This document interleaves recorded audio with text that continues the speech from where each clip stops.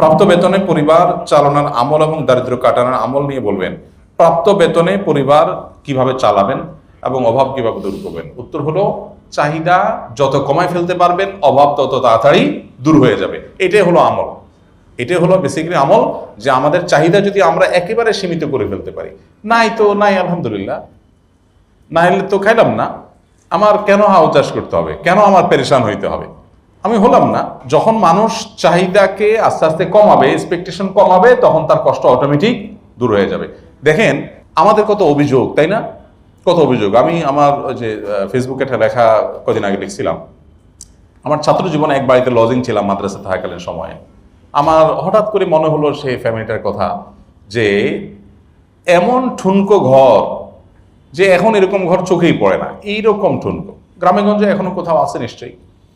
তো তারা বেচারারা একটা হাঁস না মোরগে ডিম পারতো, ওইটাই আমাকে ভেজে ভাত দিত তারা, এবং এইটা দিত যে তারা, মানে আমার কাছে এখন বুঝি, তখন তো ছোট ছিলাম, এখন ফিল হয় যে তাদের মধ্যে কোনো দুঃখ ছিল না, তারা খুব খুশি ছিল যে একটা মাদ্রাসার ছেলেকে সে লজিং রেখেছে, এবং সে কোনো দারিদ্র আছে তার, এরকম কোনো ফিল তার মধ্যে আছে বলে আমার মনে হয় না। যা পাইছে খাইছে আলহামদুলিল্লাহ, খুব খুশি। বাট এখন আমি চিন্তা করি, ঢাকা শহরে আমরা অনেকেই আছি, আমাদের কান্নাকাটি দেখলে নাই নাই নাই খায়, মানে কান্না ছাড়া কিচ্ছু নেই। এই সবগুলো মূলত আমাদের এক্সপেকটেশন বেশি হওয়ার কারণে হয়েছে। অল্প পয়সায় চলতে চান, এক্সপেকটেশন জিরো করে ফেলান, নামায় ফেলান, আমার যা আছে তা দিয়ে চলবো, একেবারে কষ্ট করে চলবো। সাহাবা ইকরামের কথা চিন্তা করেন, নবী করিম সাল্লাল্লাহু আলাইহি ওয়াসাল্লামের বাসায় খেজুর এবং পানি, এই দুইটা ছাড়া কিচ্ছু ছিল না, দুই আইটেম, শুধু পানি আর খেজুর।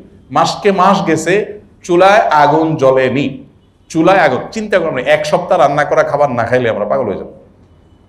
এক সপ্তাহ যদি শুধুমাত্র শুকনা বিসি টিসি এগুলা খেয়ে থাকা লাগে, নিউজ হবে রীতিমতো মিডিয়াতে, এক সপ্তাহ ধরে ভাত খায়নি, তাই না? বন্যায় 8 দিন হয়েছে চুলা রান্না হয়নি, সুবহানাল্লাহ, লিড নিউজ হচ্ছে না? অথচ নবী করিম সাল্লাল্লাহু আলাইহি ওয়াসাল্লামের বাসায় এই জিনিসটা মাসের পর মাস হয়েছে। তার মানে লাইফটাকে মানুষ যত সিম্পল করে ফেলে, তত তার কষ্ট দূর হয়। তো এই জন্য অল্প টাকায় অল্প বেতনে চলার জন্য এক্সপেকটেশনটাকে কমিয়ে আনাটাই হলো মূলত আমল। আর পাশাপাশি আল্লাহর কাছে বারাকার দোয়া করা, বারাকার দোয়া করা, আল্লাহ তাআলা যেন বারাকা দান করেন, তাতে অল্প টাকাতেও দেখা যাবে অনেক কিছু হয়ে গেছে।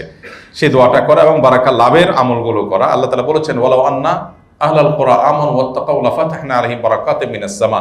কোন জনপদের লোকেরা যদি ঈমান আনার পরে তাকওয়া অবলম্বন করে, আল্লাহ বলেছেন আসমান থেকে আমি বরকতের বহু দুয়ার তাদের জন্য ওপেন করে দিব। এই জন্য অল্প টাকাতে অনেক বরকত হবে, অনেক কল্যাণ হবে, ফিল হবে না কষ্ট অভাবটা, যদি আমরা তাকওয়া অবলম্বন করি, আল্লাহকে ভয় করে চলি এবং মুত্তাকিদের কাতারে শামিল হই। আমার পিতা আমার মায়ের উপর অনেক জুলুম করেন, সেক্ষেত্রে আমি বাবাকে কিছু বললে আমার উপরে মন খারাপ করেন, এক্ষেত্রে আমার করণীয় কি? পিতা মাতার বিষয়টা একটু স্পর্শকাতর। যদি দেখা যায় যে খুব বেশি জটিল হয়ে যাচ্ছে, আমি এখানে ইন্টারফেয়ার করলে বাবা মা মানে মন খারাপ করছেন, তো সেক্ষেত্রে আপনি নাসিহার লেভেল পর্যন্ত, উপদেশের লেভেল পর্যন্ত যেতে পারেন, কিন্তু আপনি সেখানে এমন কিছু করতে পারেন না